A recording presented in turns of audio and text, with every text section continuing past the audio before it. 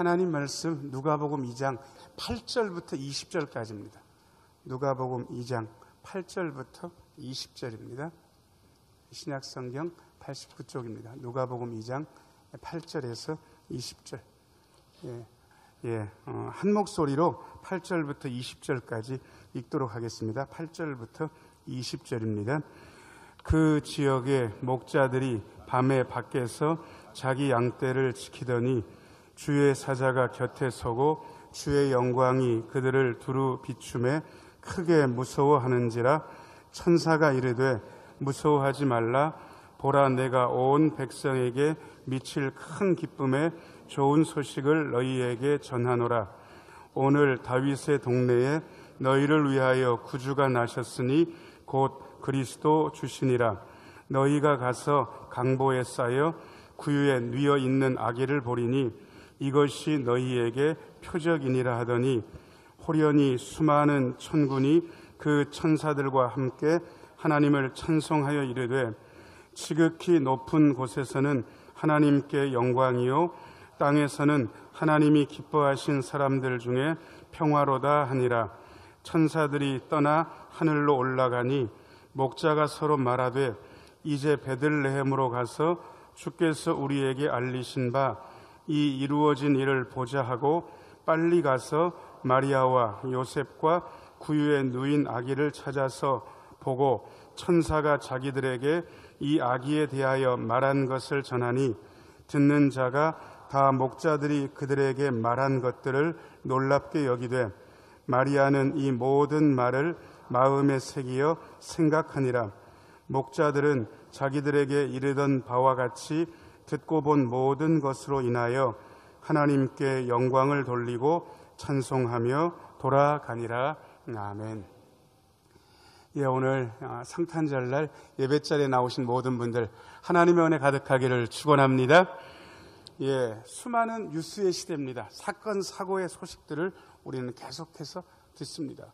뉴스에는 왜 그렇게 사건 사고가 많이 일어나는지, 물론 그런 사건 사고들을 들으면서 우리는 이런 사고들이 있으니까 조심해야 되겠다 경계를 받기도 하고, 그리고 세계는 쉽지만 않다라는 실상도 보게 됩니다.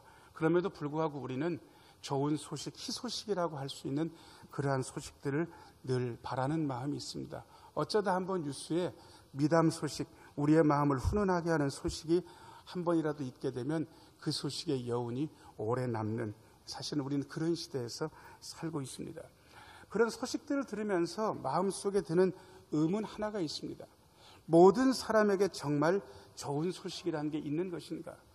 인간이 들을 수 있는 소식은 어떤 사람에게는 좋은 소식이지만 어떤 다른 사람들에게는 별로 좋지도 않고 나쁘지도 않고, 아니요, 어떤 또 다른 사람들에게는 그 좋은 소식이 전혀 좋지 않은 소식으로 들릴 수도 있지 않을까라는 생각을 해보게 되는 그러한 때입니다. 왜 그러냐 그러면 사람들의 이해관계는 너무도 다르기 때문에 그렇습니다. 나한테 이로운 일이 다른 사람들에게는 해로운 일이 될 수도 있다는 사실을 우리는 이미 살면서 경험하고 있습니다. 오늘 우리가 들어야 될 소식은 예수님의 탄생 소식입니다. 이 탄생 소식이 베들레헴 부근의 목자들에게 먼저 들렸다는 사실을 우리는 주목해 볼 필요가 있습니다. 하나님께서 이 좋은 소식을 왕이나 그리고 권력자들에게 먼저 알리지 않으시고 베들레헴 주변에서 밤중에 양떼를 지켜야 됐던, 아마 자기들의 양떼도 아니고 맡아서 기르는 그러한 양떼들을 밤에 돌봐야 했던 삶이 고단한 분들에게 먼저 이 소식을 하나님께서 알려주셨습니다.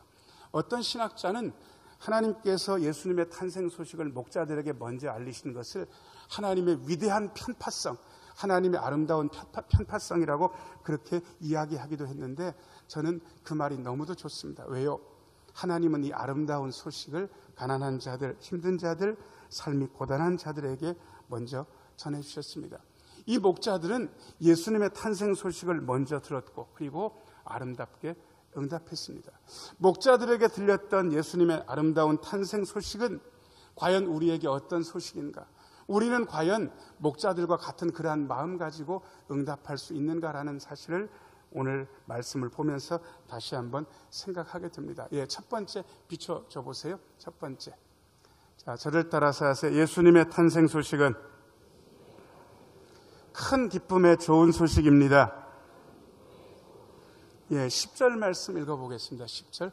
화면 보면서 같이 읽겠습니다. 천사가 이르되 무서워하지 말라. 보라, 내가 온 백성에게 미칠 큰 기쁨의 좋은 소식을 너희에게 전하노라. 아멘. 여기 세 번째 줄 보면 온 백성에게 미칠 큰 기쁨의 좋은 소식이라고 말씀이 이루고 있습니다. 여러분, 아까도 말씀드렸습니다. 어떤 사람에게는 불안케하고 어떤 사람에게는 해로운 소식일 수도 있지 않겠는가. 그런데 어떻게 온 백성에게 미칠 큰 기쁨의 좋은 소식, 예수님의 탄생 소식이 그런 소식이 되는가. 예수님의 신분 때문에 그렇습니다. 예수님의 신분에 대해서 아세요? 자, 저를 따라서 하세요. 우리 예수님의 신분은 하나님의 아드님이십니다. 그냥 여느 사람이 온 것이 아니라 하나님의 아드님이 큰 계획을 가지고 우리에게 오셨습니다. 그래서 큰 기쁨의 좋은 소식입니다.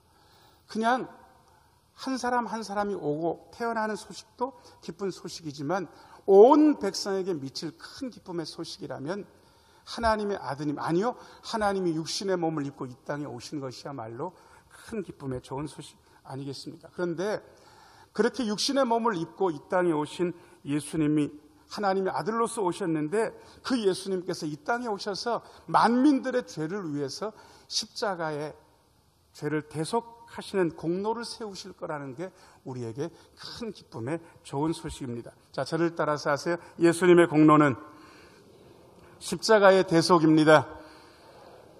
죄를 용서받을 길이 없어 죄와 죽음에서 허덕이면서 비참한 상태에서 살다가 지옥으로 떨어질 수밖에 없는 그러한 사람들을 위해서 당신이 십자가 대속의 공로를 일으키기 위해서 이 땅에 오셨습니다. 그래서 큰 기쁨의 좋은 소식입니다. 그런데 그 예수님께서 이 땅에 오셔서 하나님의 진노에 대해서 말씀하시지 않고 하나님의 사랑에 대해서 가르쳐 주셨습니다.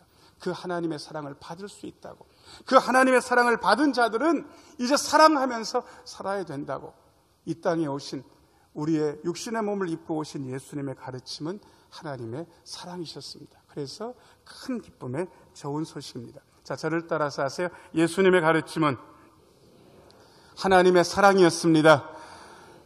하나님의 아드님이 우리의 죄를 대속하기 위해서 이 땅에 오셨고 하나님의 사랑을 가르쳐 주시니 큰 기쁨의 좋은 소식입니다. 자, 그 다음에 두 번째 비춰주세요. 예수님께서 우리에게 오신 소식이 어떤 소식인가. 자, 저를 따라서 하세요.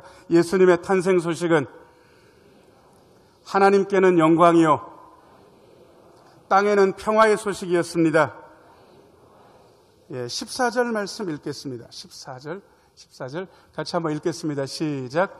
지극히 높은 곳에서는 하나님께 영광이요 땅에서는 하나님이 기뻐하신 사람들 중에 평화로다 하니라. 아멘.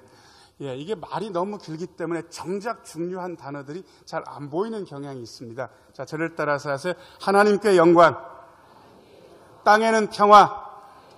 옆에 있는 분 얼굴 보시고요. 하나님께 영광, 땅에는 평화 한번 해보실래요? 하나님께 영광, 땅에는 평화. 여러분, 분쟁과 다툼의 소식이 가득한 세상입니다. 평화라는 것은 기본적으로 분쟁이 없는 상태를 말합니다. 세계 전체 역사 중에서 분쟁이 없는 시기를 찾아보기가 힘듭니다.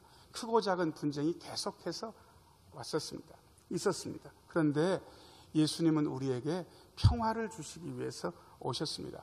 단순히 이 평화를 싸움이 없는 상태라고 좁게만 보시는 분들은 이 평화의 실체에 대해서 잘 모르는 겁니다. 예수님이 우리에게 주시는 평화는 단순히 분쟁이 없는 상태가 아니라 모든 결핍이 해결된 상태까지도 포함합니다. 자, 저를 따라서 하세요. 우리 예수님은 결핍을 해결하십니다. 여러분, 자, 이분이 잠을 잘 잤어요. 그리고 식사도 아주 잘했어요. 그리고 트름도 한번 하고 배를 두드리면서 따뜻하고 진짜 바랄 게 없다. 배도 부르고 잠도 잘 자고 참 행복하다. 이게 평화에 대한 상태를 얘기하는 겁니다. 단순히 분쟁이 없는 상태가 아니라 우리의 결핍이 모두 해결되는 것. 이것이 우리 예수님께서 주시는 평화의 소식이고 하나님의 이 평화의 소식이 우리 하나님께는 영광이 되는 것이죠. 저는 오늘 성탄 예배 참여한 여러분들에게 이러한 하나님께서 예수님을 통해서 주시는 평화가 가득하게 되기를 축원합니다. 단순히 분쟁이 없는 것이 아니라 결핍까지도 사라지는 그 평화를 위해서 우리 예수님께서 오셨습니다. 그래서 예수님의 탄생 소식이 하나님께는 영광이고 땅에는 평화의 소식입니다. 자, 그 다음에 세 번째 예수님의 탄생 소식은 어떤 소식인가? 세 번째 비춰주세요. 자, 저를 따라서 하세요. 예수님의 탄생 소식은 마음에 간직할 소식입니다. 19절 말씀 읽겠습니다. 19절입니다. 19절. 화면 보면서 같이 읽겠습니다. 마리아는 이 모든 말을 마음에 새기어 생각하니라.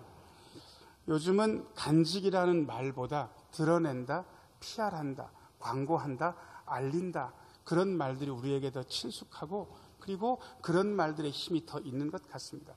그럼에도 불구하고 저는 간직한다라는 이 말을 굉장히 좋아하는 사람입니다. 간직이 어떤 뜻인지에 대해서 19절에 정확하게 나와 있습니다. 마리아는 이 모든 말을, 그 다음 부분에 여러분들이 한번 읽어보실래요? 마음에 새기어 생각하니라. 사람들은 간직해야 됩니다. 적어도 중요한 말씀이라면, 중요한 이미지라면, 예수님께서 이 땅에 우리를 위해서 오셨다, 하나님의 아드님이 나의 죄를 속하기 위해서 십자가에 못 박히셨다, 그리고 나에게 하나님의 사랑을 가르쳐 주시고 그분은 진실로 하나님의 아들이었다라는 사실이 마음에 간직되어 있어야 됩니다. 마리아는 목자들이 하는 얘기를 허투루 듣지 않았습니다. 마리아는 그 모든 말들을 마음에 새겼습니다. 자, 저를 따라서 하세요. 하나님의 말씀을 마음에 새기게 하소서. 한 번 새겼다고 그 말씀이 마음속에서 자라나지 않습니다. 곱씹고 다시 한번 생각하고 또 생각하고 묵상하고 되풀이하고 그러면서 그 마음속에 새겨진 말씀들은 생각을 통해서 점점 자라나게 됩니다. 그리고 나서 열매를 맺고 삶의 변화를 일으키는 것이죠. 예수님의 탄생 소식, 우리를 위해서 하나님의 아들이 이 땅에 오셨다는 소식은 한 번 듣고 한 번 웃고 말아야 될 그러한 말씀이 아닙니다. 마음에 간직할 말씀, 마음에 새기어 생각할 말씀인 것이죠. 자, 저를 따라서 하세요. 예수님의 탄생을 마음에 간직하게 하소서. 오늘 성탄 감사에 나온 여러분들의 마음속에 예수님의 탄생이 늘 마음속에 간직되기를 축원합니다. 그 다음에 네 번째입니다. 네 번째. 자, 저를 따라서 하세요. 예수님의 탄생은 우리가 찬송할 소식입니다. 20절 말씀입니다. 20절 말씀. 화면 보면서 같이 읽겠습니다. 목자들은 자기들에게 이르던 바와 같이 듣고 본 모든 것으로 인하여 하나님께 영광을 돌리고 찬송하며 돌아가니라. 아멘. 찬송이란 말을 좁게만 해석하시면 찬송에 대해서 잘 모르시는 겁니다. 그래서 저는 일부러 찬송이란 말이 나올 때 감사라는 말로 찬송이란 말을 바꿔서 쓸 때도 굉장히 많았는데 이것은 신학적으로도 올바르고 그리고 찬송 안에 감사의 뜻이 이미 들어있습니다. 그래서 여러분 밑에 네 번째 줄, 다섯 번째 줄 하나님께 영광을 돌리고 그 다음에 감사하며 돌아가냐 이 식으로 같이 한번 읽어보겠습니다. 시작. 하나님께 영광을 돌리고 감사하며 돌아가니라. 여러분 감사와 찬송은 짝입니다. 찬송 있는 곳에 감사 있고 감사 있는 곳에 찬송이 있습니다. 어떤 분들이 그렇게 얘기하는 걸 들었습니다. 모든 신앙의 비결은 바로 감사에 있다.